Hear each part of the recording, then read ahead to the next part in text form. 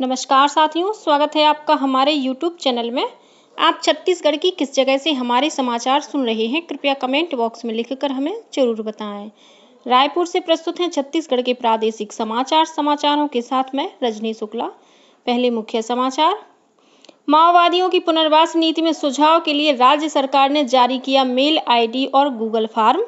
Chhattisgarh high court ने कबीरधाम जिले में 3 दिन पहले हुए सड़क हादसे में 19 आदिवासियों की मौत के मामले को संज्ञान में लिया। RTE में ड्रॉप आउट करने वाले बच्चों का राज्य सरकार कराएगी सर्वे। और अगले 24 घंटों के दौरान प्रदेश में 1-2 स्थानों पर हल्की वर्षा होने की संभावना। रायपुर सहित कई जिलों में कल बदला मौसम का मिजाज, तेज हवाओं के साथ हुई बारिश। अब समाचार विस्तार से। माओवादी घटनाओं पर लगाम लगाने और नक्सल प्रभावित क्षेत्रों में विकास कार्य कराने के लिए राज्य सरकार लगातार प्रयास कर रही है। माओवादियों को समाज की मुख्य धारा से जोड़ने के लिए पुनर्वास नीति भी चलाई जा रही है। इसी संदर्भ में राज्य सरकार की ओर से एक मेल ID और गूगल फॉर्म जारी किया गया है। इस फॉर्म के जरिए उप मुख्यमंत्री विजय शर्मा ने माओवादियों से अनुरोध किया है कि वे बताएं कि उनकी पुनर्वास नीति में क्या प्रावधान होने चाहिए। गौरतलब है कि राज्य सरकार की पुनर्वास नीति से प्रभावित होकर पिछले कुछ दिनों में बस्तर संभाग में बड़ी संख्या में माओवादियों ने आत्मसमर्पण किया है। छत्तीसगढ़ उच्च न्यायालय ने कबीरधाम जिले के कुकदूर थाना क्षेत्र के बाहपानी गांव में 3 दिन पहले हुए सड़क हादसे में 19 आदिवासियों की मौत के मामले को संज्ञान में लिया है। मुख्य न्यायाधीश रमेश सिन्हा की डिवीजन बेंच ने इसे जनहित याचिका मानकर राज्य सरकार से जवाब मांगा है। इस मामले की सुनवाई 24 मई को होगी। इस बीच मुख्यमंत्री विष्णुदेव साय ने कल मृतकों के परिजनों से फोन पर बात कर अपनी शोक संवेदना प्रकट की। उन्होंने परिजनों को हर संभव मदद का भरोसा दिलाया। वहीं मृतकों के परिजनों से भेंट करने के लिए कांग्रेस ने 9 सदस्यीय प्रतिनिधि मंडल का गठन किया है। इसका संयोजक डोंगरगांव विधायक दुलेश्वर साहू को बनाया गया है।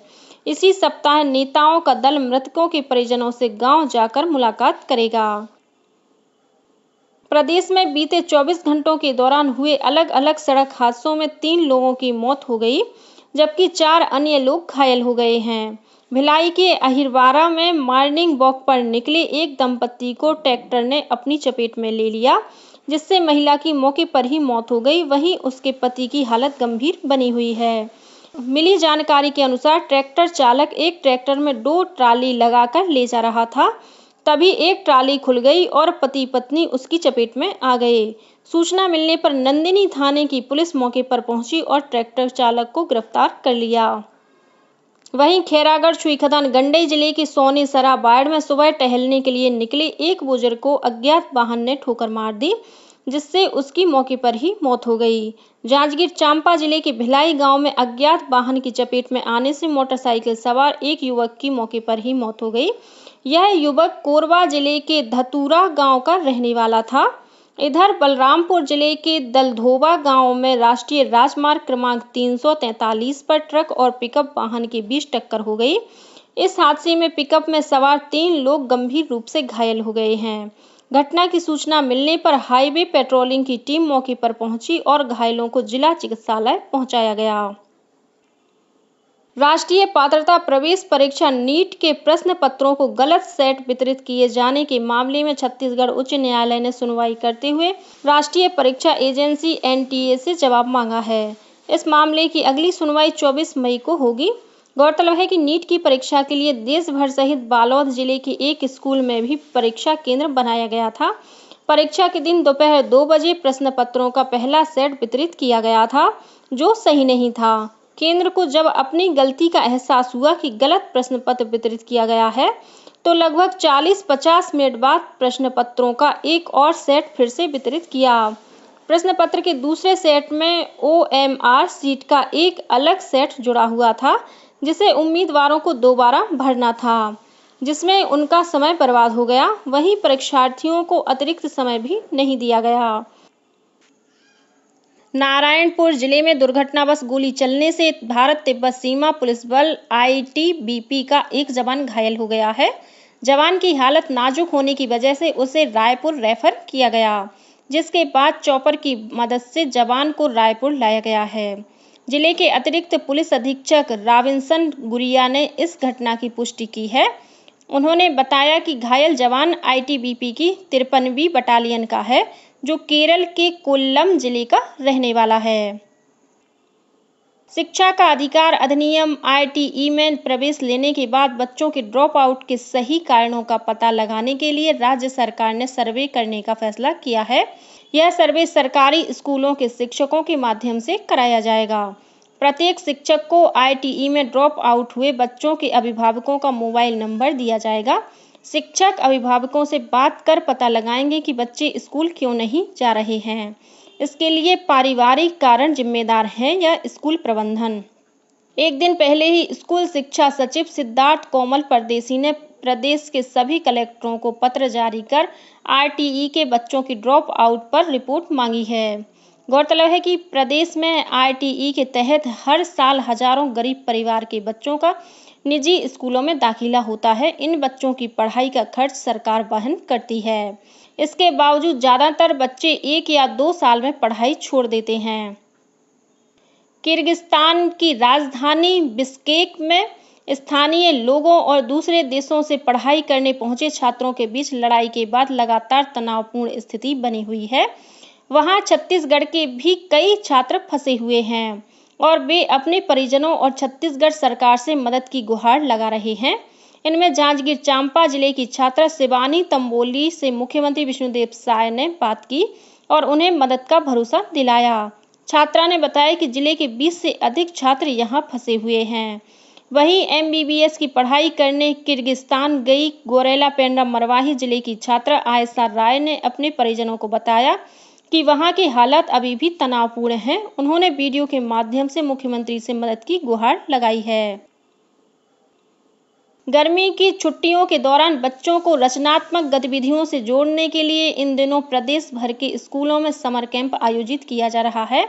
इसी के तहत रायगढ़ जिला प्रशासन द्वारा 100 से अधिक स्कूली बच्चों को स्टील प्लांट और पावर प्लांट का शैक्षणिक भ्रमण कराया गया। भ्रमण के दौरान स्कूली बच्चों को स्टील उत्पादन से जुड़े पहलुओं की बारीकी से जानकारी दी गई।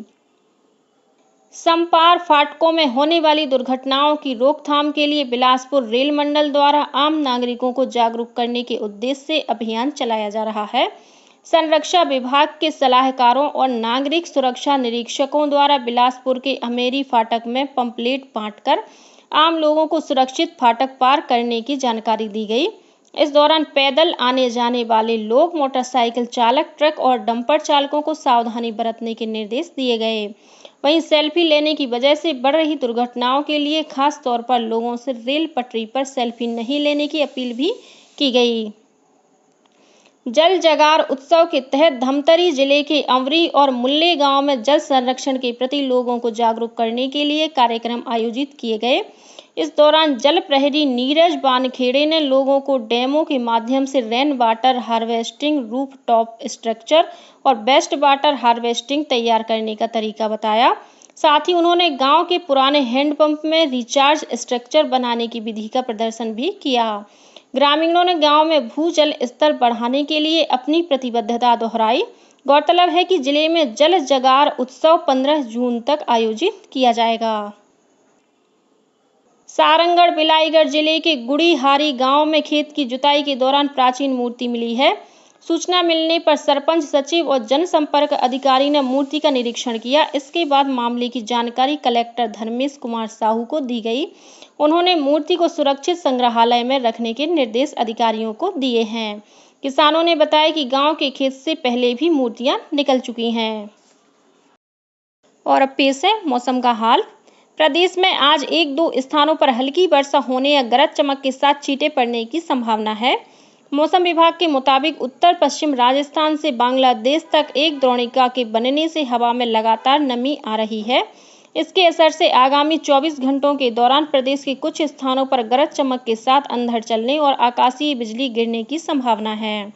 हालांकि प्रदेश के अधिकतम तापमान में कोई बदलाव होने के आसार नहीं है।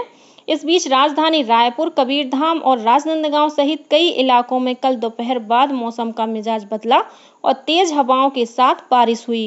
इससे लोगों को गर्मी से कुछ राहत मिली है। और अब कुछ अन्य खबरें संक्षेप में। दुर्ग के हेमचंद्र यादव विश्वविद्यालय में 1 जून को राष्ट्रीय शिक्षा नीति के मूल बिंदुओं को समझाने के लिए कार्यशाला आयोजित की जाएगी।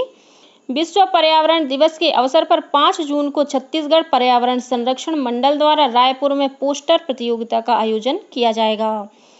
बेमेतरा जिले में खनिज विभाग की टीम ने मुरम और रेत का बिना रॉयल्टी पर्ची के परिवहन कर रहे 6 हाईवा वाहनों को जब्त किया है।